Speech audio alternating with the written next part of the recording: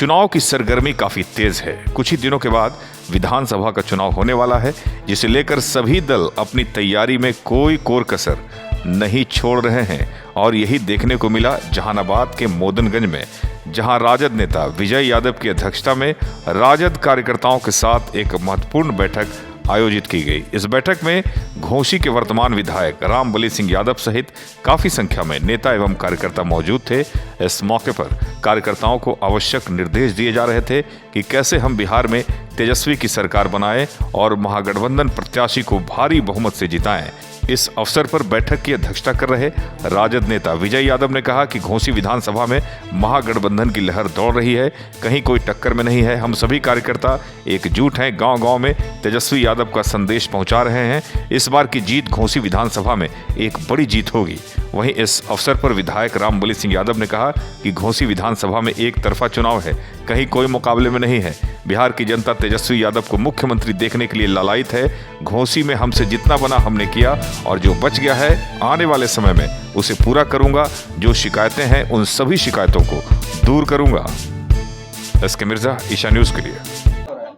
आज जो बैठक रखा गया है, हम लोगों को जो बिहार बचाने की बैठक है। बिहार बचाओ और युवा सरकार बनाओ।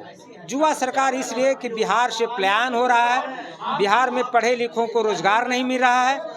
और हम लोग संकल्प लिए हैं मोदनगंज में कि तेजस्वी की सरकार बनाना है हम लोगों को। हम लोग इतने हैं, हम लोग पर कहता है कि जंगल राज है।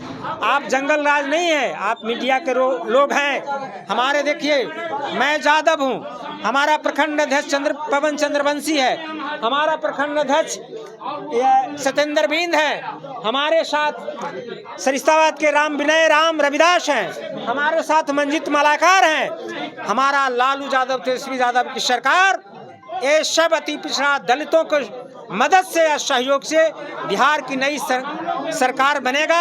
और बैठक हम लोग इसलिए किए हैं, और घोसी में खास करके यहाँ लालू जी पूरे बिहार में जो बैठक टिकट बांटे हैं, उसमें भूमिहार, यादव, ब्राह्मण, अति पिछड़ा का सभी जातियों पर विचार करके इन्होंने बैठक करके हम लोग को एक संदेश दिया है।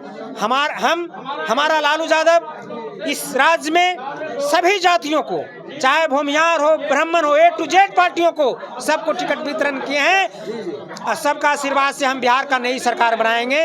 और इसी के साथ हम लोग घोसी में अब गांव की ओर निकल पड़े हैं और घोसी का विधानसभा चुनाव अधिक से अधिक 20,000 से अधिक मतों से हम चुनाव जीतेंगे। 5 साल विधायक रहे रामबली जी, क्या कहना चाहेंगे उनके बारे में, उनके कार्यकाल के बारे में, और कितना संतुष्टि है लोगों को? नहीं, संतुष्टि पूरा है। कार्यकाल किए हैं, अच्छा रिपोर्ट कार्ड किए हैं, सब लोगों को मान सम्मान दिए हैं। और फिर से हम इन लोगों को अच्छे वोट से चुनाव जिता के बिहार के सदन में भेजेंगे।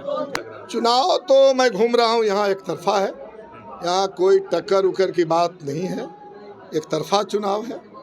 और ये चुनाव जिस तरह से घोसी हॉट सीट बन गया, ये घोसी का हॉट जीत बनने जा रहा है इस बार। नीतीश कुमार जी का विकास, जो 10,000 रुपये जो डाले हैं महिलाओं को, ये सब कोई काम नहीं नहीं, अब नीतीश कुमार जी तो भ्रष्टाचार एक तो था ही, ये चुनावी भ्रष्टाचार है 10,000 रुपया डालना। क्योंकि जिस तरह से अंचल में, थाना में, जिला में कहीं भी बिना घूस का काम नहीं हो रहा है। इस तरह से अब असली रूप में सरकार आ रही है। अब वोट के लिए घूस दे रही है, नहीं तो हमें आप बताइए, 10,000 रुपया ही दे रही है लोन के रूप में। ये कृपा तो नहीं कर रही है, और कर रहे हैं कि अगर आप व्यवसाय करेंगे तो ये माफ़ कर दिया जाएगा, अन्यथा सूद सहित वापस किया जाएगा। अब बताएं हमें, 10,000 रुपये में कौन बिजनेस होता है? अगर लहसुन प्याज सब्जी भी बेचना होगा तो पहले ठेला लेना होगा, तो 10,000 तो ऊपर ठेला में लग जाएगा। दूसरा चीज़ है कि महिलाओं पर माइक्रो फाइनेंस का भारी कर्ज है। आत्महत्याएं कई महिलाओं ने कर ली, कई महिलाएं घर छोड़ करके भाग रही है। तो सबसे पहले ये 10,000 रुपया जिनको मिला है, उनके ऊपर तो माइक्रो फाइनेंस कंपनियों के लोग पहुंच गए हैं कि भाई पहले से बोलता था पैसा नहीं, अब तो 10,000 मिला ना, दो हमको। तो इसलिए कुल मिला करके ये ठगने का है, ये चुनावी भ्रष्टाचार है। घूस दे करके नीतीश कुमार जी वोट लेना चाह रहे हैं, लेकिन बिहार जागरूक है, ये ऐसा नहीं होने वाला है। विधायक जी, रिपोर्ट कार्ड जारी करने के बाद भी लगातार सोशल मीडिया पे एक वीडियो वायरल हो रहा है, जिसमें ग्रामीण आपको विरोध कर रहे हैं, आपसे सवाल कर रहे हैं कि 5 सालों में आपने कोई विकास नहीं किए, कभी देखने भी नहीं आए। ना देखिए, सबसे पहले तो शिकायत है लोगों की। ये शिकायत है नहीं, सुझाव था ये। जी हम कह रहे हैं कि रिपोर्ट कार्ड लोगों को बुलाकर हमने दिया है, हमने निमंत्रण कार्ड बांट के दिया है, कोई चुपे नहीं है। जी जी कोई खास लोगों को ट्रैक्टर और ट्रक से ढो करके हम नहीं लाए थे, निमंत्रण दे करके लोग बुलाए थे, पूरे महागठबंधन के लोग उसमें थे और वो हमने दिया है। अब सवाल है कि बहुत सारा गांव है, मैंने कहा कि 340-42 गांवों तक हमारा विधायक कोटा पहुंचा, तो बहुत सारे गांव उसमें छूट गए।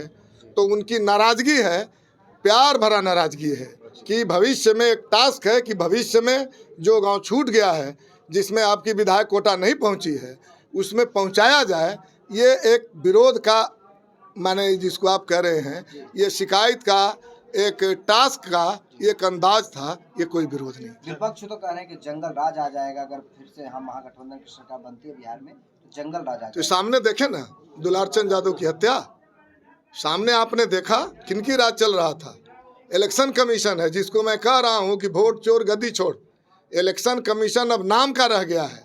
लोकतंत्र अब कहिए कि संकट में है, अब असली रूप में वो आ गया है। आप हमें बताएं कि आपने रूल बनाया है कि उम्मीदवार के साथ 3 गाड़ियां से ज़्यादा नहीं चलेगी, लेकिन वो खुद अनंत सिंह कह रहे हैं कि मेरा 40 गाड़ी पार हो गया था, 10 पीछे रह गया था। ये 50 गाड़ियों का काफिला कैसे चल रहा था? ये कौन राज है?